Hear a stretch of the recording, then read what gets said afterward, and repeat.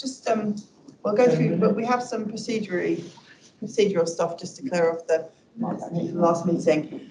Nothing in our budget changed, and just has changed since the last time we looked at it and scrutinised it. And the previous time next door was the time to raise questions on the budget. We don't have any officers here on KPIs, so if anybody really wants to talk about KPIs and ask questions, then you need to go back to the Finance and Resources room.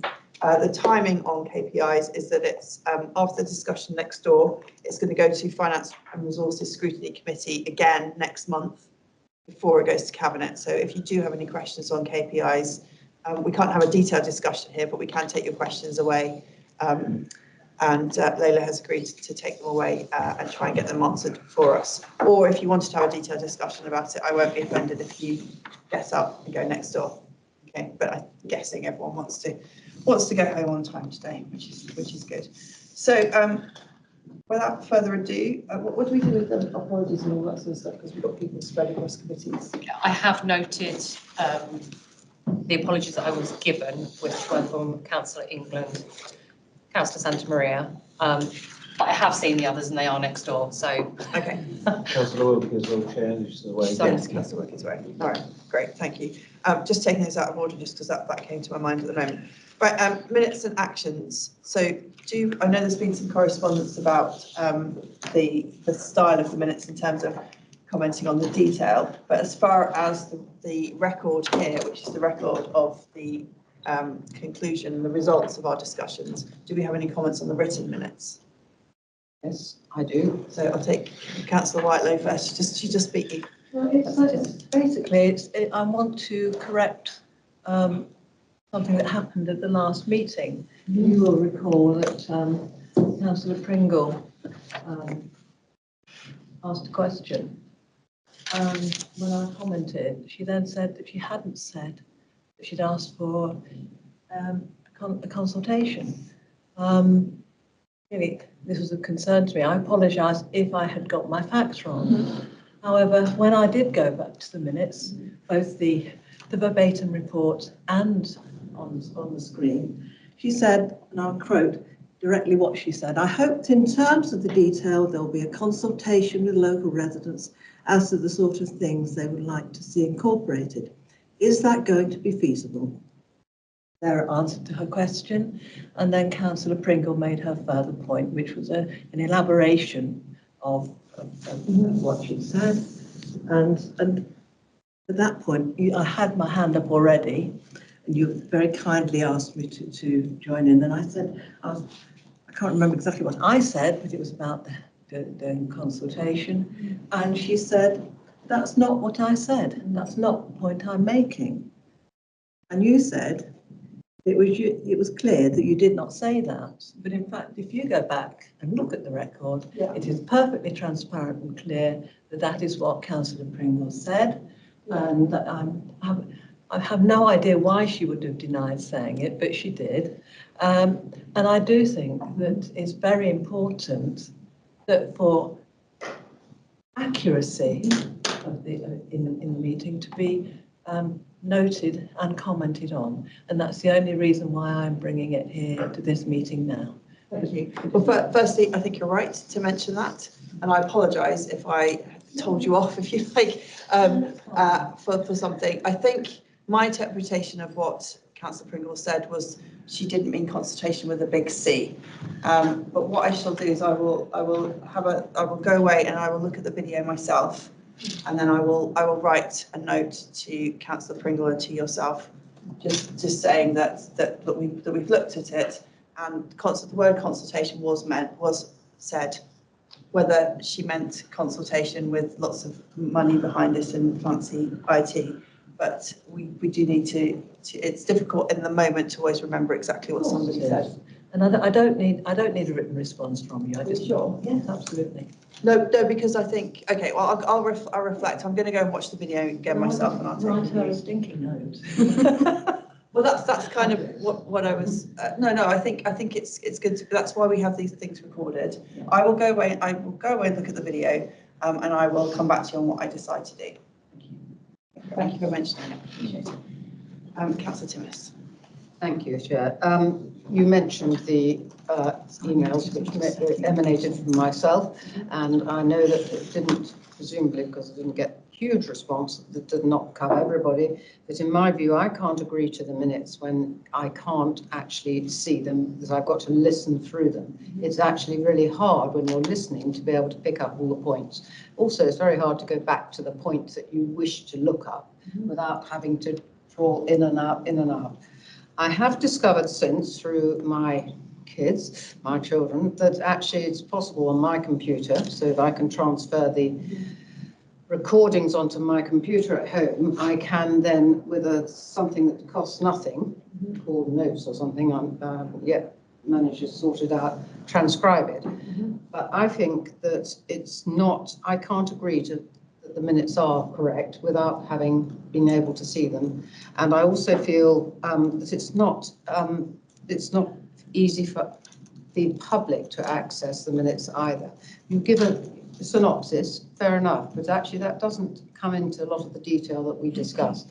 One of the examples of that was when we were talking about Thames Water and the overspillage that I reported as one of the sewage works in Markyate. What did Thames Water say as a result? You know, that's what I feel is missing, and maybe I could find it if I went through everything. I'm sure I could, but I can't. I feel this way with the recordings. I understand it's tricky for you to have to type it all up, but I do feel there should be another system. And if on my computer I'm able to get it transcribed, is it not possible for the council to do that? Yeah. So the minutes we need agreeing at the meeting are what's in the written form. That's a separate issue to the video recording. The video recording obviously is the entire meeting, so everything that was discussed is there. And on Councillor Whitelow's point of being able to go back and see exactly what was said is part of the reason we've done it, partly officer's time, but also the transparency for the members of the public to access the full meeting and hear everything that was said.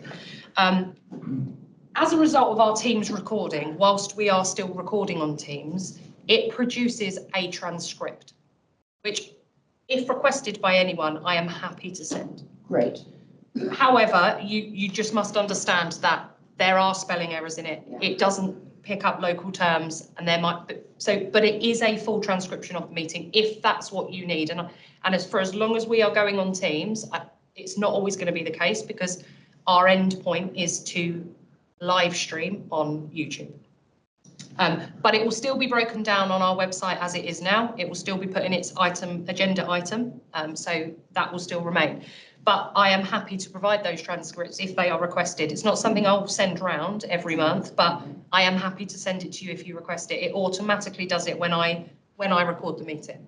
So I'm happy to send that out to you if you require that for the time being. Not sure how long that will go on. I would be happy until I've managed to sort out my own transcription at home. But I do still maintain that I think that when you're looking at minutes, the minutes of the meeting should be the whole meeting.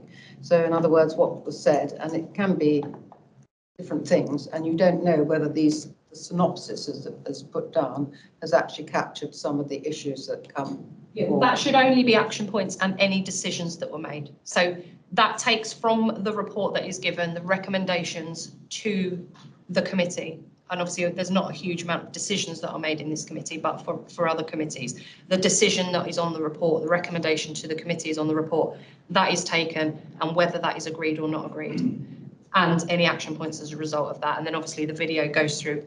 There's no detail missing in the video. So no. Obviously that's a different point. I appreciate that the video is a true recording of everything that was said, but actually it's hard to be able to jump to a particular area you want to remind yourself of. Also to sit through what can be a long session on one particular or two particular subjects means it's quite difficult. It's a lot of time. And whereas when you scan through by reading, you can pick up much more quickly the things you're looking for. I think I where we just are, we're at like that to make now. that point really, and I don't know there's any agreement here, but it may just be me. Well, unfortunately, this committee can't decide what the format of minutes are for the whole of the council, because the decision was made a couple of council meetings ago that minutes of meetings would just be would just be a summary, a description that this thing was discussed and the decisions. So we as a committee here now can only say whether or not we agree with this summary. There are two styles of minutes. One is this style, where it's just this was discussed and this was the result. And then there's there's verbatim, where you have a bit more of a discussion about, maybe have a bit more detail of what was discussed. And we've moved away from that latter format. Yes, well, what happens when these decisions go to cabinet, for instance? Do they just go through as a synopsis? Because that doesn't give you the nuances and the issues that may have been raised. That it doesn't do that. So, sorry, I'm going to reinforce the point actually. Our cabinet then, sitting and looking at all the YouTube stuff to make sure that they are fully aware of what the members said at the meeting, to get the full flavour of it. Because surely, if they're not hearing what our views are, what is the point of us being here? Cabinet take advice from this group, and they don't have to agree with us. We can only give them advice, and in scrutinising, we don't really have any authority in that sense. Yeah, I understand. But they will not necessarily need to know that Councillor X had this view and Councillor Y had that view. They will just need to know what the overall agreement of the group, and if it's a close vote, as we had a close vote, then they'll know that it wasn't uniformly agreed across the committee. I don't know why, will they? They won't know why. Well, I mean, Leila has made a comment that the portfolio holders are sitting here, so you do have cabinet members sitting here listening to that discussion, so they are informed as to where it goes. I mean, the decisions taken by this committee and recorded in the minutes are therefore, so we have a paper trail so that we can say that we did look at this and we made a decision on this, and that then goes to the cabinet. I mean, we could completely disagree with what cabinet wants to do and give them our advice that we don't think you should be doing it this way, and they can still go and do it in that way because they are cabinet and that's the way it works. We're only I think it's. I mean, who would be the person to go to about this if we were? It's already been raised. It's already been escalated through to Mark Brooks, and so Mark, I did get in touch with him. So the people this was a decision. it was agreed at the council. I just feel that it's. So Councillor Patterson has had his hand up for a bit. Councillor Riddick, and then I'll bring you in. Thank you. There's clearly quite a lot of concern about going through the tape and trying to find what you want to look at. I think one of the problems is there aren't enough points where it explains that this bit of the tape is about X. He just says it's about the SAG, and that's about 20 minutes worth, and you've got to try and track down. But if you split it up into who said what, so Councillor Wyatt Lowe spoke at 36 minutes 45 seconds. You see, I remember that bit. I'll scan right down to that. I think just be a bit more sophisticated about this video recording, and then I think it would work better. There is technology that we are looking into that's obviously we're exploring that. It's not something I'm personally doing, but as a department with the AV team, we are looking at that, but that's where we're at. Councillor Riddick. Yes, thank you, Chair. I concur with what my colleagues have just told you. I'm not going to cover the same ground because I've not seen the minutes. Well, I can't say tonight whether they are an accurate record or not. Now, why we've changed, I do not know. There's a very good old adage of if it ain't broke, don't fix it. Now, it used to be much easier to follow when they were recorded. Even before that, when I was first elected, we used to not only get minutes, we used to get printed minutes as well. That made it easier than ever. Now, I haven't got the time or even the patience to go flipping and flapping around on the internet, looking for complex documents, sometimes hundreds of pages. And as Councillor Timmins has said, 3 hours worth. I'm afraid I've got a life outside of DPC, which is equally important. I can only give so much. Now, we really ought to go back and not change things. Okay, thank you. I think it's been heard. We're not in a position at this committee to. And just one other thing. On the last meeting, the presentation by the two people, wasn't it, from Thames Water? Affinity. Now, the first person who spoke was absolutely dreadful. I didn't understand or hear a word. He mumbled and gabbled on, lost me in the first 3 minutes. It was a waste of time. His colleague was much better. Now, if we've got people coming to give presentations, they need to hone their technique of how they're going to present themselves. But some people, they just mumble and gabble on. To me, it's meaningless. I'll tell you, I'll switch off. Okay, thank you. I don't know if anybody else had any thoughts on those speakers, but Yeah. Deacon. I thought the first two were quite good. The third one, I thought was scripted. But how, firstly, I actually agree with your points about the minutes, about the writing. But when we get presentations from people of spending their time, I think it's quite a rarity that we get people doing that. I mean, what can we do? Do we do a little X factor beforehand and listen to their presentation? There's going to be some good, bad, and ugly ones. To be fair. Yeah. Right, anyway. Everybody's an individual. Getting back to approving the minutes. I think the first thing I'm observing is there is a disagreement about what the minutes are. So I'm asking you to agree the words that we've been given here, which is a summary, and I've read them, and to me it's an accurate summary of the items that we discussed and the decisions that we came to. But so are we able to agree the written minutes, or do I have a mutiny on my? No. I think you would need to say, do we agree on the summary?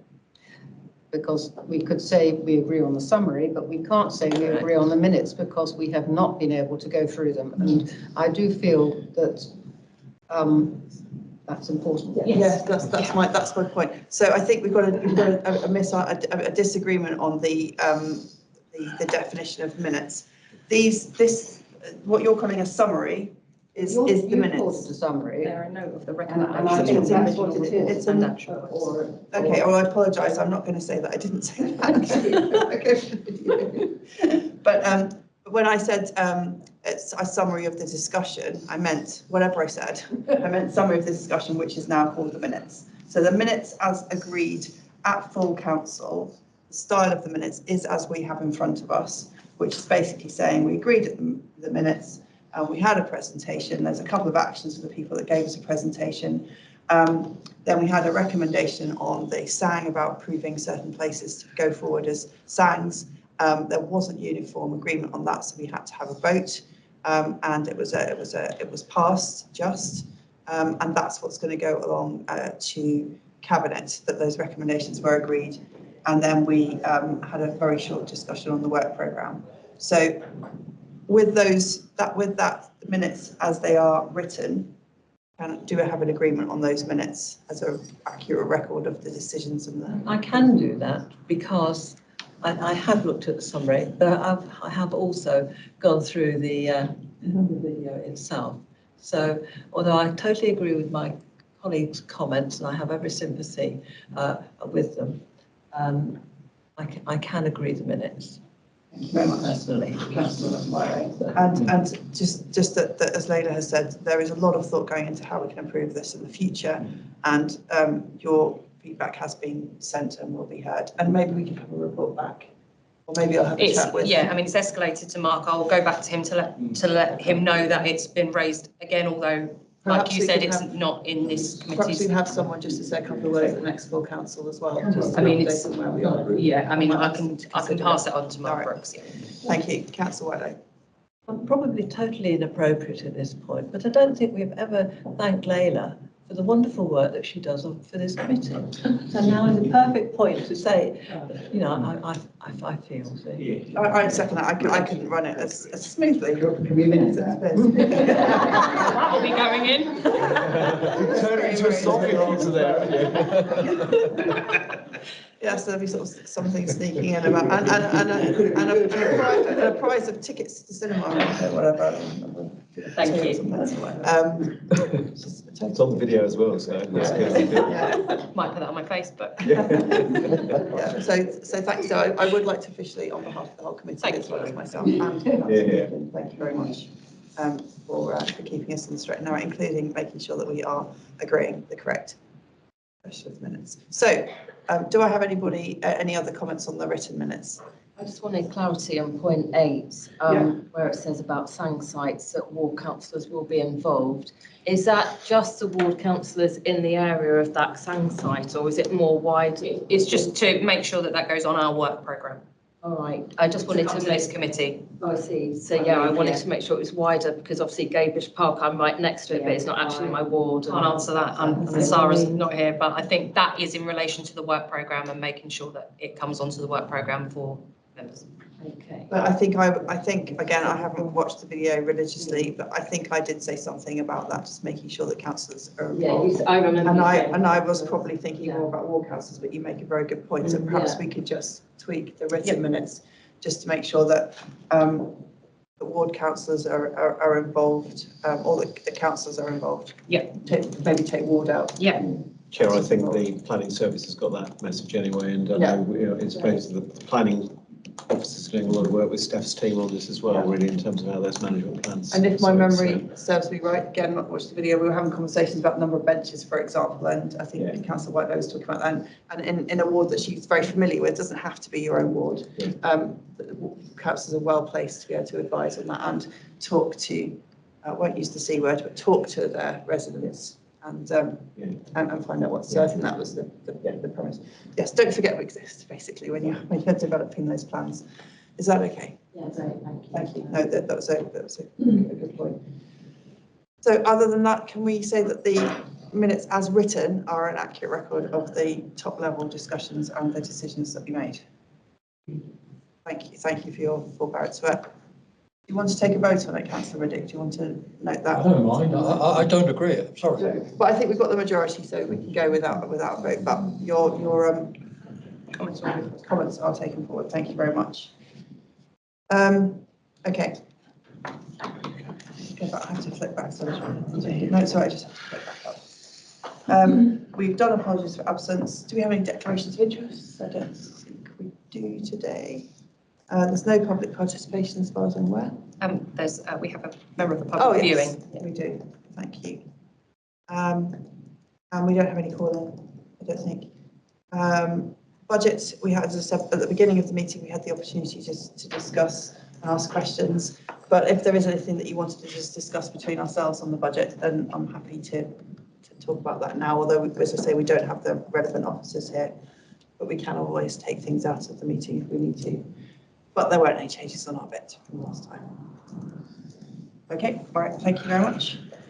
And then we have the KPIs. Again, as I said before, if we had some serious comments on that, next door is the place to go. But is there anything that anybody wants to discuss as a committee that popped out at them on those? On the budget? On the KPIs. Oh, I did ask the budget before. Did you want to say something on the budget? No, on the KPIs. No, okay, thank you. And as I say, there is a lot in that document, and I'm probably going to have to go back to it. That the KPIs are going to finance and scrutiny, the Finance Scrutiny Committee next month. So we do have another bite of the cherry, either if you're on the committee yourself or if you want to talk to one of your colleagues who's on the committee to get your comments through. And then cabinet in March. And then cabinet in March. So this isn't the only time that we have to look through this because it is quite a lot of detail. All right, thank you. And then we move to the work programme. I'm not aware of any additional changes, but any other comments on the work programme? Quite nice that we did get some people in from the water companies to come and talk. That was been the work programme for a little while. So is there anything else that anybody wants to raise on? Not on the work programme. Can I ask a silly question? Always. Thank you. I don't expect any other. I know, I'm still learning. We had, some of us had scrutiny training. On the work plan, is that going to change in the future? I mean, are we able to, should we be bringing, our topics of our own Yes. to be considered? I think some of the things on here are, and then it's up to us as a committee, but also on advice of officials, depending on officers, depending on how much on resources and things. Yeah, no, fine. So yes, absolutely. I don't have anything to mind, but I just always wondered. And is that the understanding of the whole committee, that you can bring your own things? Just wanted to check, because, good. Okay. Because I think the trainer, and I think people didn't get the training maybe potentially in time, so but that's another conversation. But I think the trainer, he was more encouraging us to do more that type. That's what we're here for. Yeah. So it's good. Yeah, there's. And that certainly has my support, that approach, if that's helpful to the committee. Well, in past, Councillor Burney on here? No, He is normally. No. He's finance. I'm not going to be rude about him, but he often does bring, Yes. make very good use of the scrutiny facility in that way. Yes, well, I mean, it's a tricky one, because he used to sit in the chair, so he knows the job a bit better than me, because he was doing it a bit longer than me. So yes, so he definitely knows how this is. That's not for me to comment. Okay, brilliant. I would like to just say that, is everybody aware that the local cycling and walking infrastructure plan consultation is now out? It's a little bit fiddly to do, but certainly if in your own area, if you can at least comment on the primary, secondary routes for cycling and walking, it's not that difficult to use. It's you do have to do a separate response, I think, if I've understood using it myself, for each road, but do have a quick look at the plan, because it does mean that once we've got it together, and if we have picked the right primary and secondary routes for getting a decent walking and cycling sort of routes and ways in and out of town centres and stations and things, then we do stand a better chance of getting funding and actually getting road improvements, getting things safer, etc., in the future. And only you know your local areas the best. We can't all know officers, and a lot of this is being done by county, who don't know decorum very well. And I did pick up a few things on the consultation, so apologies to those of you who were there. I did about two particular roads in Hemel. So I would. That's quite time sensitive. 26th of February. It would be really good if you can put your input into that, because it does link in with, and that's an area that the scrutiny committee will scrutinise in the future. Yes. I've just thought of, off the back of what you're saying, because it's going to be one of my hobby horses, isn't it? But we are encouraging walking and cycling across the borough. But we're not, as far as I'm aware, doing anything to help protect, when it's shared usage, pedestrians. So, will we get people to, can we get people to put a warning, a klaxon or a bell on their bikes? Are we going to, if we're encouraging or allowing electric scooters and electric bikes, perhaps to wear safety helmets, because the speeds that they're going, if you're on a motorbike or a scooter, a conventional one, you would have to wear something like that if you were on the road. Or and if we're treating the shared footpaths in that way, then they sort of almost become semi-highways, because that's what the effect will be. And the other thing that is of concern to me particularly is the Nicky line, because a substantial part of it does run through my ward in terms of where it sits within the community and has much more open access to it than, say, for example, if you're walking through Highfield. We have examples of people with quad bikes and even an small Amazon delivery van entering onto the Nicky line through a very, very nice wide ramp.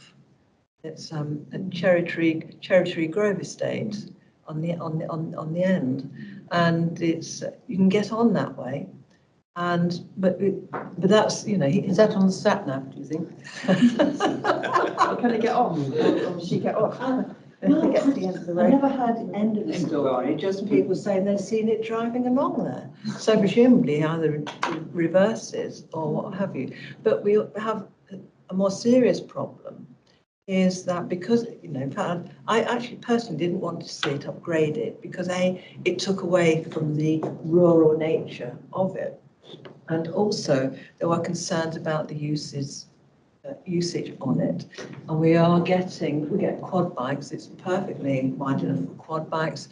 We get mopeds and all sorts of whizzing up and down, and when there's nobody else on there, which frequently in the middle of the week that would be the case, but you know, on a busy Saturday or Sunday, it's quite heavy pedestrian traffic there. Children, you know, there's even somebody's even chalked a hopscotch thing on it. You know, does get very well used.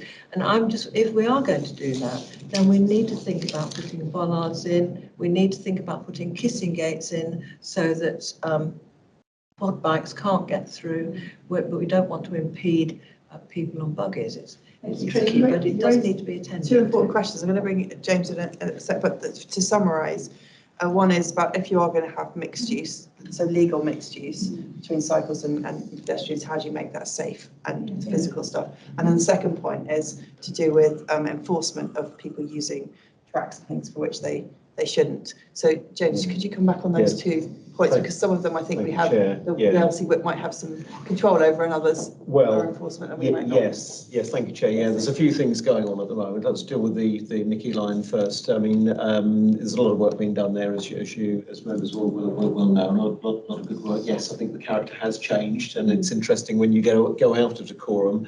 When I've cycled the Nicky line a few times myself on my own bike in my own spare time, and it's amazing the different quality of the surfaces. It's almost like a patchwork quilt, and some of the best bits are near Hunter's Oak and the new development, and then into the Staubbins bit around Redbourne and so on. So I'm pleased we've got the bit from Redbourne Road down to Midland Road, which is now freshly surfaced as well.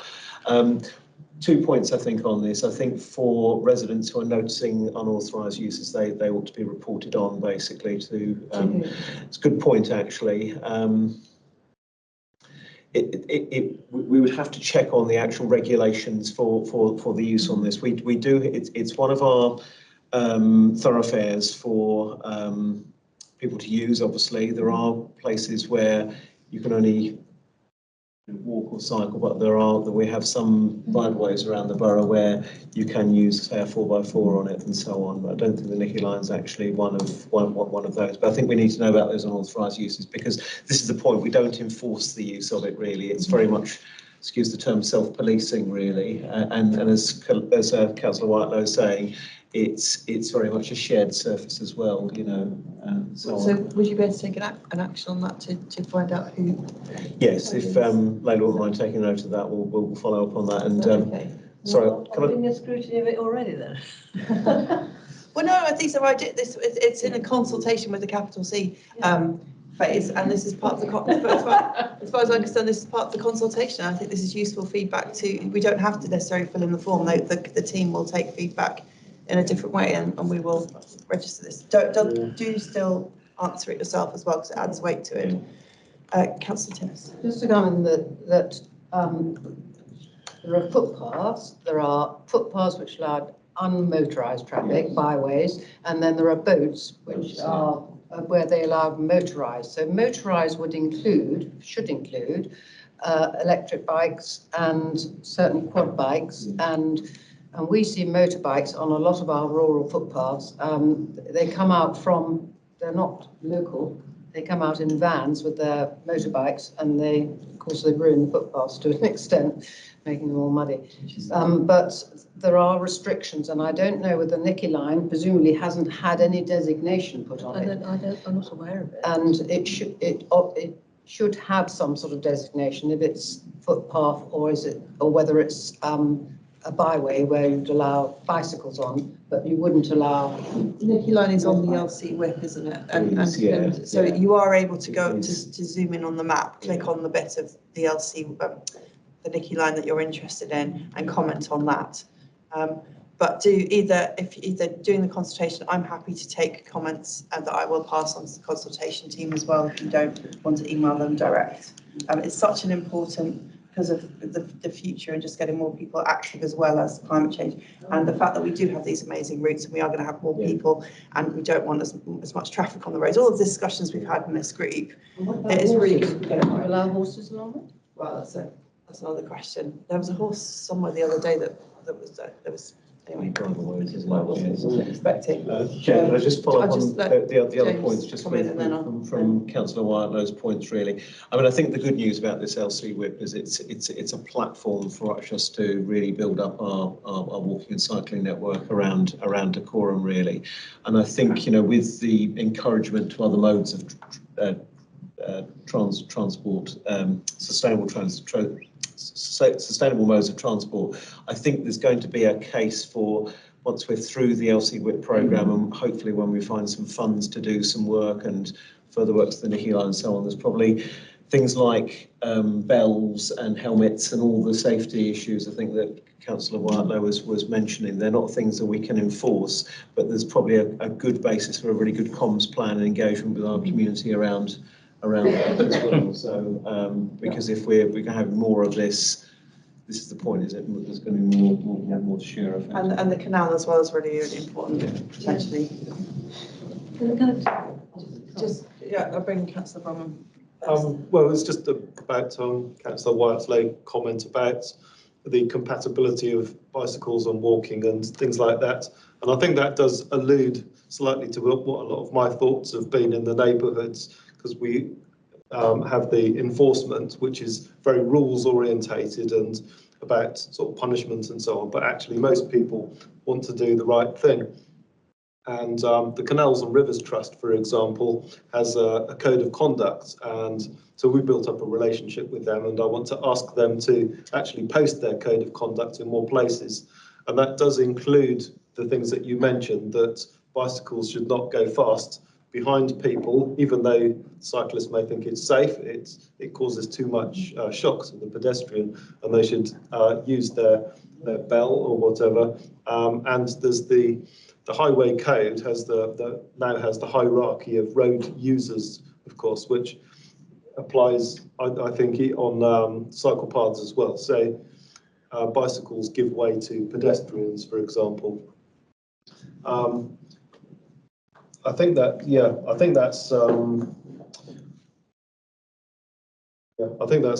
I wanted to say. But generally, we just want to improve these things in a cooperative and constructive way, and try to move away from this very rules orientated thing to more towards guidance. That's right. Did you want to come back in? Just a cautionary tale, if you like, about the Nicky line before it was done up. As you know, we have through Cherry Trees Travellers site fairly close to us, and they were in the habit of buzzing up and down on their bikes. We also had a local, very well-known young ne'er-do-well on Woodall Farm. They decided it would be great fun to buzz up and down, and a gentleman from the industrial estate was out for his lunchtime constitutional, and they were buzzing up and down. He put his hand up, and the ne'er-do-well from the estate came off the bike, fell over backwards, and lay on the ground. Police were called. Because he was a ne'er-do-well, they just thought he was joking and, come on. And he had a severely fractured skull, and he's been brain damaged. So while I would say with a smile about hats and bells and all the rest of it, that's a tragic consequence of this young man. He's about 20-something now. It has real world consequences. You make very good points, and we have taken them on board. And I think, yes, I think we've got that. Thank you very much. And I just because I knew we didn't have much of the agenda, and that jumped out to me on our because we will be scrutinising it as it goes through. But I think if we do have some time to contribute to the consultation, I really would, because it was clear from the presentation that the guys in Hearts have done a good overall job, but they don't really understand the detail.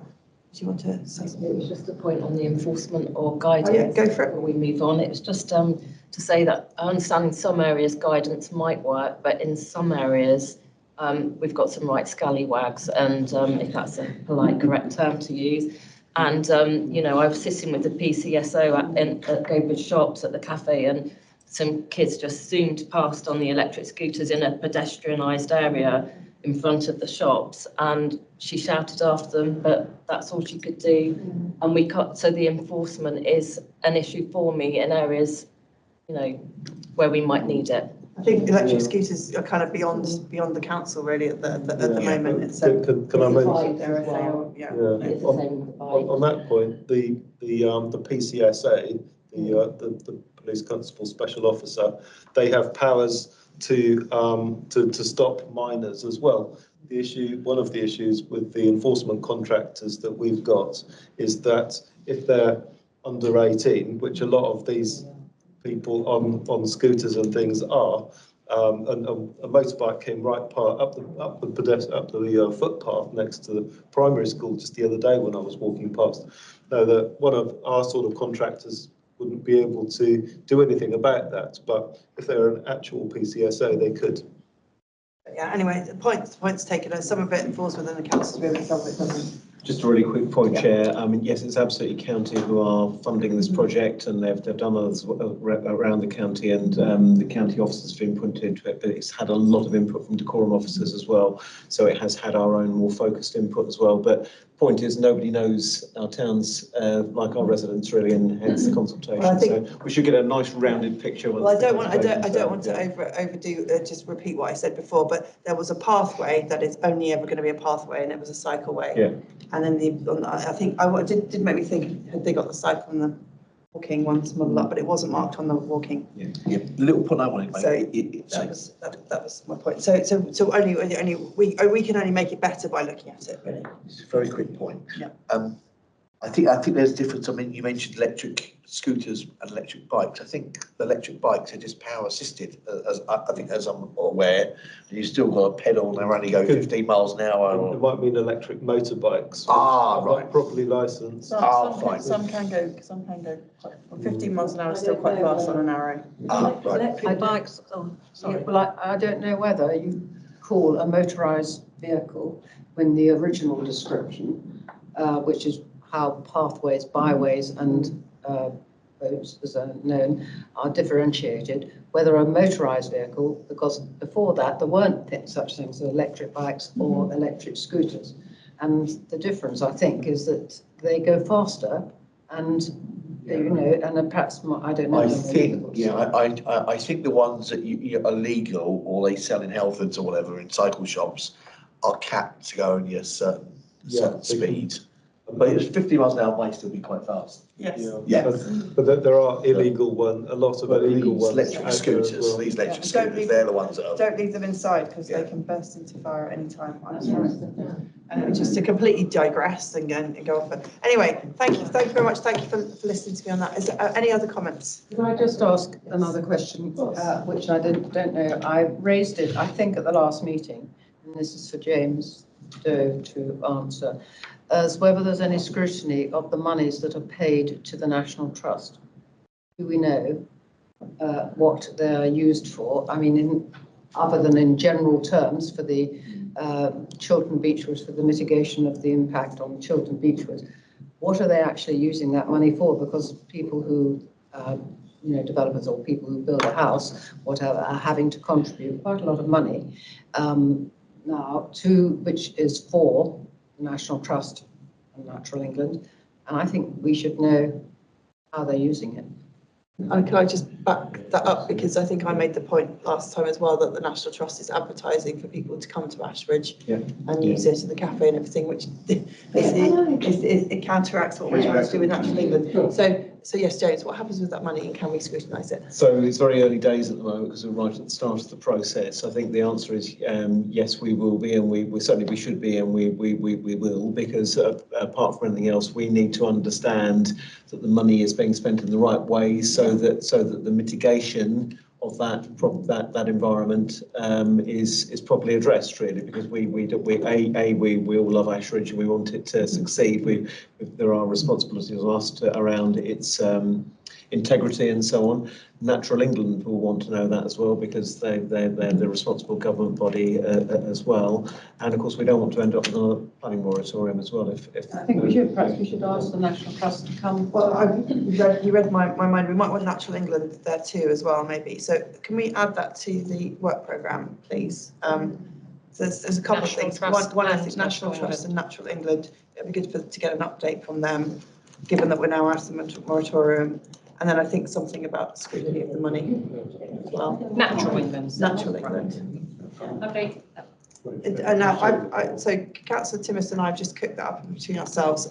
Does everybody else, sorry, I always forget that we're actually a committee and it's not a dictatorship. Does everybody else agree that that would be a good thing for this committee to look at? Yeah. Thank you very much.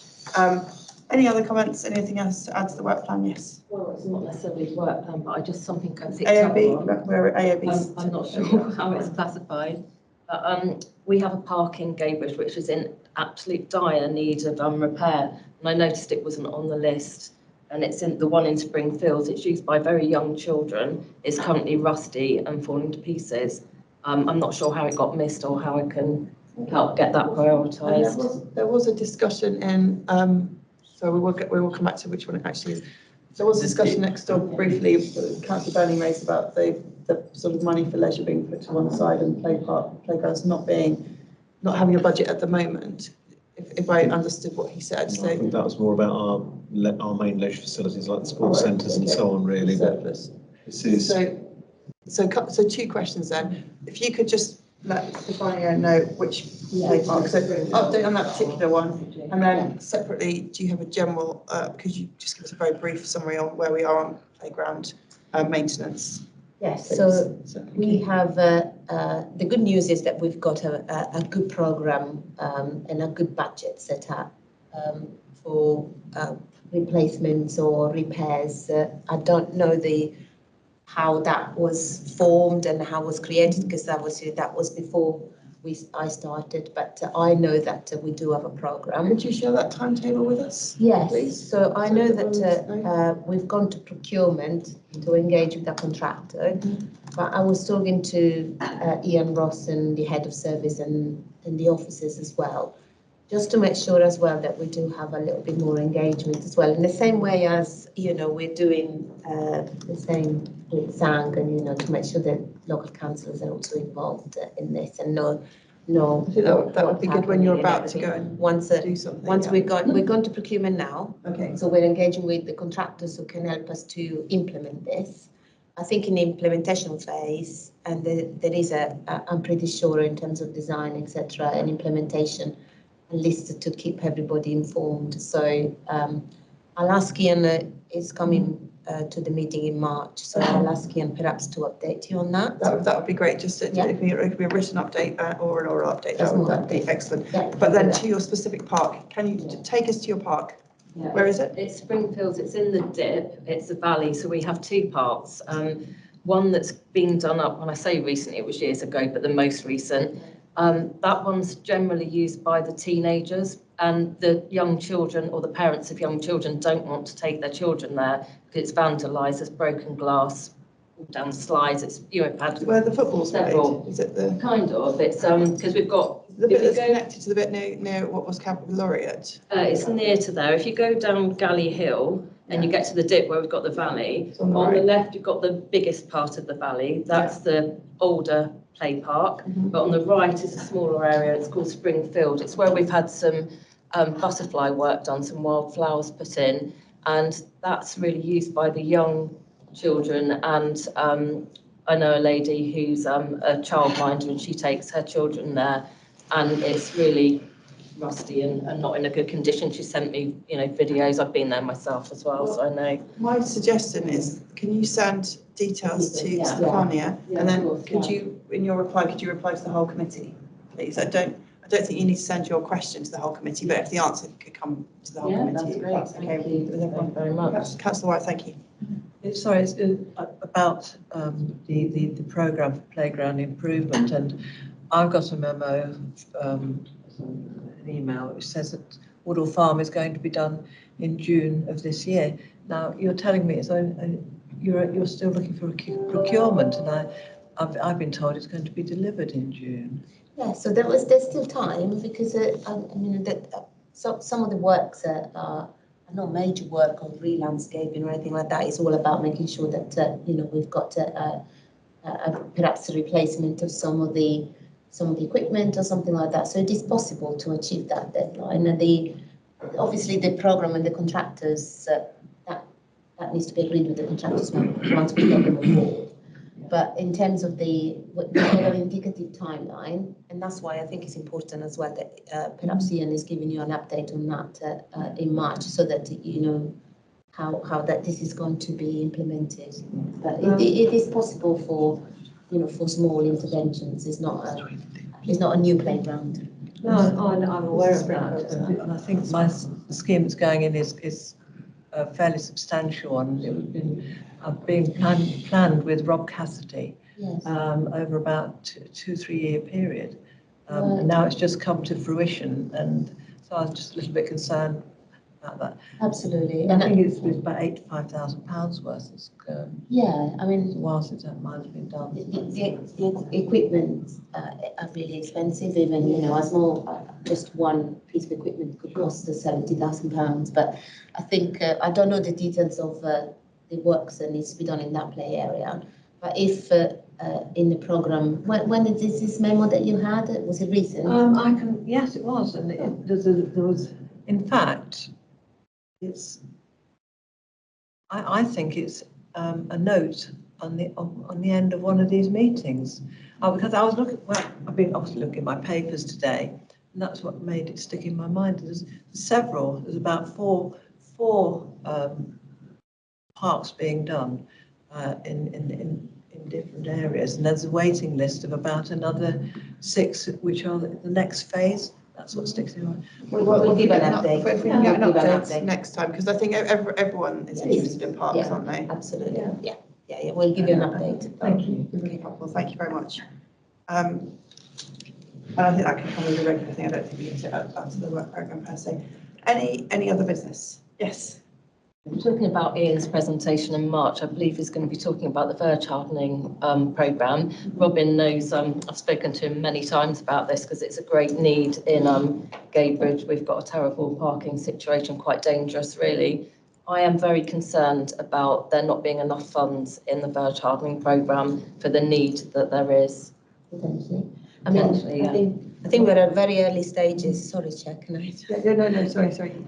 We are at very early stages on the implementation of the programme. The first important thing that we need to do is to have a criteria that helps us decide the prioritisation and the urgencies, because you're absolutely right.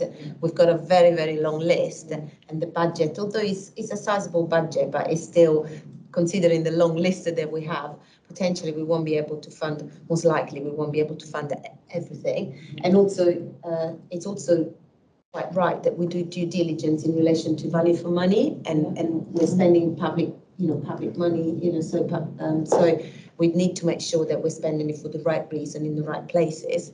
So we're doing that piece of work now. We've engaged with some experts that is going to help. They're going to help us in having those criteria highlighted, so that it's also transparent for everybody in how we are choosing the areas.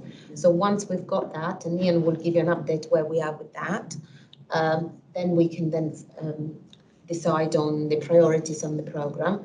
We can discuss that as well, absolutely. But you're right, it's very likely that we won't be able to do everything, but also potentially we don't need to do everything. So we need to really have some clear criteria. We do have SIL money as well, so to throw into. Gadebridge doesn't, it's got 10,000 left apparently. Yeah. Well, but we have discussed that people can liaise with fellow councils as well. Yeah. So if other wards, it might mean that your project would get the central fund because other people can use their SIL. It doesn't mean that you have to have SIL. Anyway, that sounds like something that's really, and depending on the detail, depending on the progress, I'm kind of open with something that we can consider about whether we might want to recommend a small subgroup to look at the detail of this if it gets to that, because it's so important and because it has a wide, and because it could get quite deep, and because this is the opportunity because you're setting something up new to scrutinise. So, and the officer would welcome that. So let's see what happens in March, and then we'll take a decision at the March meeting about how we want to take it forward. I'm really happy to hear that you're using a proper prioritisation framework and that you are going to look at where the greatest need is. And I just wanted to ask how, because I don't believe all of the issues in Cambridge have been passed on. So I just want to, how shall I do that for you? Would you like me to send you details or pictures or? I think once the prioritisation criteria is clear, then like you said, if there is a working group that works on that, then potentially that will help us to review that in terms of implementation potentially. But That would speed things along, I think, and certainly help officers because they're not coming up with something then going, is this right? If it's kind of a bit of what the word is, co-creation, co-design. Thank you. Yeah.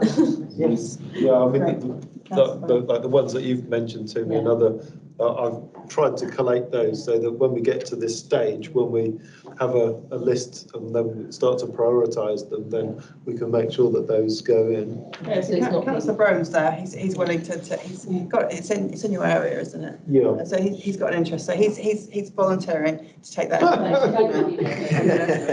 The video definitely took that. That we all witnessed it, even if the video didn't. So thank you, but do hold your own evidence as well to use in the future. I'm sure we've all got examples. I've got one in my ward as well that I was talking to residents about this week. Great, thank you very much. Any other business? Yes. Sorry to take up the time. That's okay. I've got a new one which I discussed briefly with James actually last week. I'm very keen on celebrating Dacorum's historical sites. And in particular, our villa in Gadebridge. Not everyone knows about it, and it's a real shame because it's a very significant Roman villa. It's got the second largest bathing area pool in all of England, so I'm second to Bath. It's very significant, and I just feel that it's being kind of missed and not recognised. That's an excellent comment. But before we go any further, does this fall to this committee, James? Because we had this thing before with whether I think historical artifacts. It may sort of fall between us and housing and community, to be honest. There's certainly a planning conservation slant to this, and tourism one as well, basically. And when I say tourism, I don't just mean people coming out of the borough. Our residents, can be tourists even on their day out and so on. So. Are there any plans? What's the situation? Well, we haven't. We can't build on it. No. I don't think Councillor Mitchell's suggesting that. No, she's not. I'm just saying that. No, I meant in terms of protecting it. Yes. At the very least, I know we can't build on it. Yeah. So we have an interface with the Dacorum Heritage Trust, who we provide annual support to through our form of service level agreement and grant anyway. They have in the past produced trails around Hemel Hempstead, and I'm sure actually they've done something which does include the villa as well, but then linked to the park and the old town and other locations as well, really. So again, it's probably covering up a lot of areas really, because it does extend into the park. I think if I've got the location right, really. So it's probably a conversation that Steph and I need to have around that and how that can be sort of celebrated, really. Okay.